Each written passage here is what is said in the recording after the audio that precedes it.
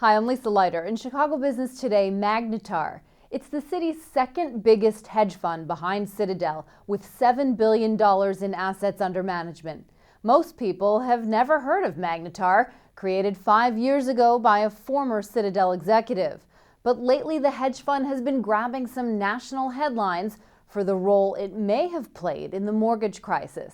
Lynne Marek wrote about Magnetar in this week's print edition of Crain's, and earlier I spoke to her about the firm. Let's start with the man behind Magnetar. What do we know about him? Alec Litowitz is the CEO of Magnetar. He's kind of a local kid, does well type story. He grew up in Highland Park, went to Highland Park High School, went to MIT. From there, he went to the University of Chicago, graduated with not only a law degree, but also an MBA. He went to New York, got a little investment banking experience at JP Morgan, came back to Chicago, and started working for Citadel, which is the biggest hedge fund here in town. And so he kind of learned at the knee of Ken Griffin, who is a very successful hedge fund manager in his own right.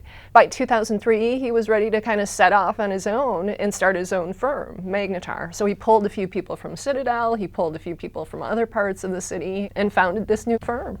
Okay, so now the SEC is looking into some deals that involved Magnetar.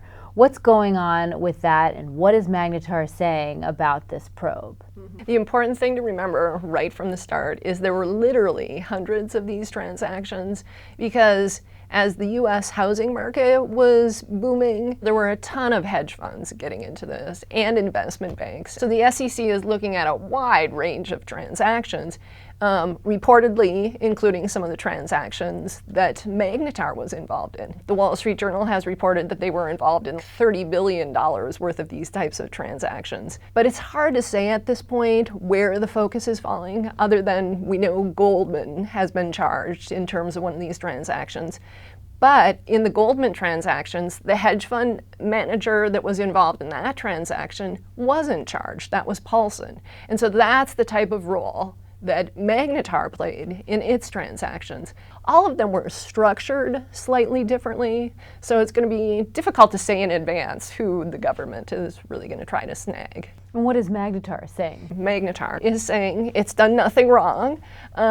It said these are simple hedge bets. It took some of the riskiest tranches of these transactions, was an equity investor in them, but then it insured or hedged against those bets by buying credit default swaps that would ensure if there were losses here, there would be gains here. So as the housing market started to fall, it profited big time from those credit default swaps. It's insurance against losses on the other side. So it says this is a really typical thing that hedge funds do, and it didn't simply stack the deck and then short its original bets, which is kind of the accusation in the Goldman case. Sure, they're saying that they would have profited either way, whether Exactly. the housing market tanked or whether it boomed. Exactly. So how did Magnetar do? What's their performance been like over the past few years? Their performance in 2007, after they made these collateralized debt obligation type bets, they did very well in 2007, just over 20% returns for investors.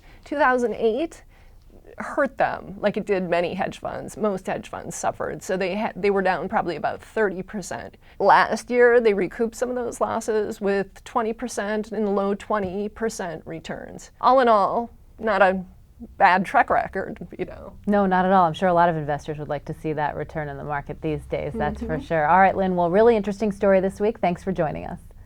Thank you.